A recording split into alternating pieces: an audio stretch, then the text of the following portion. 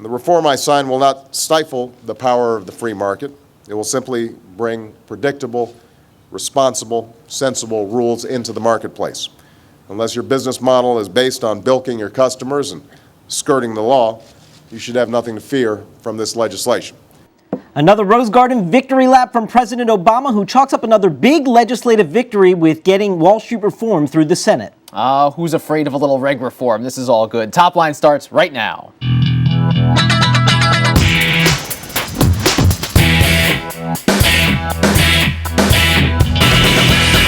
Hello and welcome to ABC News Washington Post Top Line. I'm David Chalian. And I'm Rick Klein. Each weekday we're bringing you the very latest political headlines, reporting, insight, analysis, everything you need and want to know about politics. And it's twitter.com/thenote to follow along. It's /thenote for at least one more day, I should say. At least one more day. Get us started, sir. Rand's thoughts. Another day, another comment from Rand Paul. He's done another round of interviews this morning. He was on Good Morning America, where he said it was actually un-American to blame things like mine collapses or oil spills on big business, saying that you shouldn't have federal government just take over automatically in those cases. And this is another example. Libertarians are likely to cheer this. They love hearing rhetoric like this.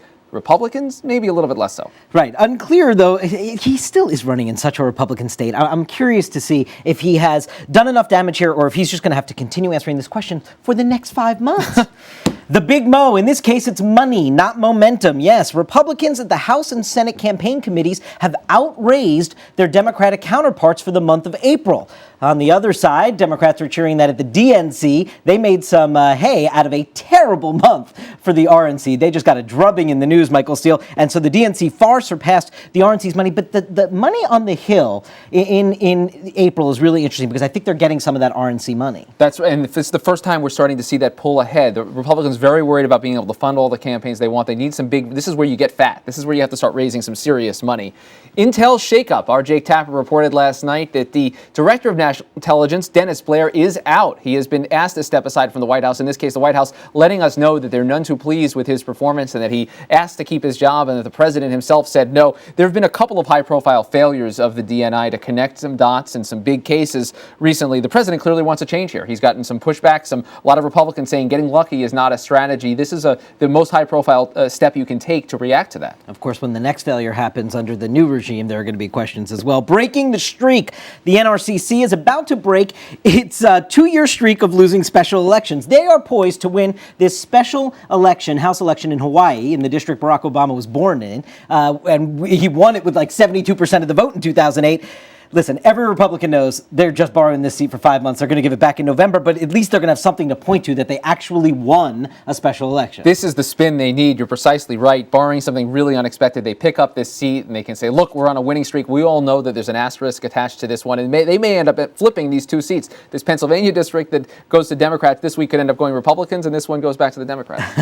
I think the Hawaii one's going to be easier to flip, but we shall see. We earlier this week had a real special conversation, a little treat for you here on Friday afternoon with the actor Don Cheadle, the Oscar-nominated actor. He was in town lobbying Congress on protecting the ecosystems, and we chatted with him about his mission here. Mr. Cheadle, thank you very much for joining us. The Global Conservation Act of 2010, tell us what it is and why and how you got involved with it. Well, it's a bill a bipartisan bill, which is great nowadays. Those things are very rare. Turns out no one is really against protecting the environment. So we're trying to rally support for this bill, which will bring under the auspices of the government, the federal government, these disparate agencies that are all working to try and stem the tide of these vanishing ecosystems that we have, and really the fragile nature of a lot of the species that are at risk now. And as we see with this unfortunate oil spill that happened, really the need for balance and wisdom and what we're trying to do with this one Earth that we have. And I was kind of brought into this because it's something that's close to my heart and something that, as a father, I'm very interested in, being a good steward of the planet and leaving it in better shape than I found it. So what are we not doing now? What is the government not doing that this bill would seek to correct, seek to amend? Well, I don't know if it's so much as what's not being done as much as it is that things are being done sort of pulling in opposite directions for the same sort of goal. So it's trying to bring these different agencies together so that there's I guess a centralized control and command, so to speak, about what we're trying to achieve, how we're going to achieve it, and also how we're going to be leaders in the sort of the attempt to protect our planet. Obviously, whenever a celebrity like yourself gets involved with a cause, it gets attention, and you're able to get all these meetings on the Hill and what have you. I'm sure there are lots of issues that you care about.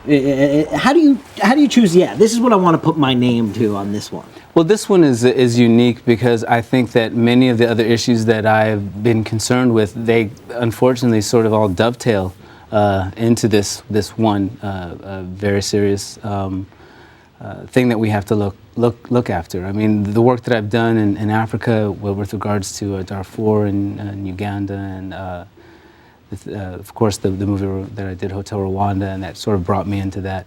A lot of the conflicts that we see, not only in Africa but around the world, will be really exacerbated by the lack of resources and the need to have clean water and the need to have sustainable crops and sustainable ecosystems that are dependent upon us, really taking care and being the leader. So I think that all of the issues, unfortunately, will come under the big umbrella of taking care of our world. I know you've been involved in the Darfur issue for a couple of years. I'm curious as to whether what difference the change in administration has had regarding our policy. Your views on that? Whether there's been any significant changes? Has it been higher on the radar screen as a result? Maybe lower?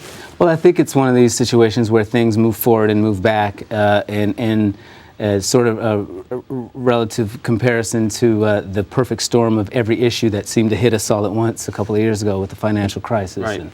And there was a lot of energy that was poured into the healthcare and getting that passed. And I think we're really just trying to kind of get out of the tailspin that we found ourselves in the last several years. So hopefully we will be able to bring our attention back to what's happening in Darfur particularly, but also in Sudan, where the North-South agreement right now is in danger of coming apart. And if that were to happen, the casualties that potentially would happen as a result of that civil war would dwarf what we see in Darfur today. So it's an area where we really need to pay attention, and hopefully we can get this administration, from President Obama to Secretary of State Clinton and John McCain, all of these people we met with prior to their run, and hopefully now they will be able to kind of turn their focus back to it. I want to turn your attention down to the images we're seeing out of the Gulf Coast with this oil spill. And I'm wondering, those images, as we see the oil coming ashore now, terrible event, but does it help your cause this week being in Washington? Does it marry up with what you're trying to push Congress to do? I think it does. I think it does. I mean, and it's unfortunate that it takes a disaster of that, sort of magnitude to get our attention. But we see the balance or the imbalance that we have with our own environment and how important it is to take care of our coasts and take care of our forests and take care of the species that we ultimately depend on for our own sustainability and our own quality of life. And people don't always draw that direct line, but that's another thing that we're trying to do with the bill, is raise the education level and let people see how things that seemingly don't have any effect to you or are part of a great chain, and that we can't allow things to fall off because they all visit us again. And what's your sense of that balance? I mean, because it sparks a new conversation every time you have a disaster of this magnitude. Yet if you look at the signals coming from the administration and from Congress, we're still going to be out there drilling offshore. We're still going to be doing things that, that get to this balance that you're talking about. Well, I think it's something that, unfortunately we won't have 5 more oil spills before someone says, okay, we really have to look more closely at how we value commerce versus our own self-interest and our survival as mammals on this planet.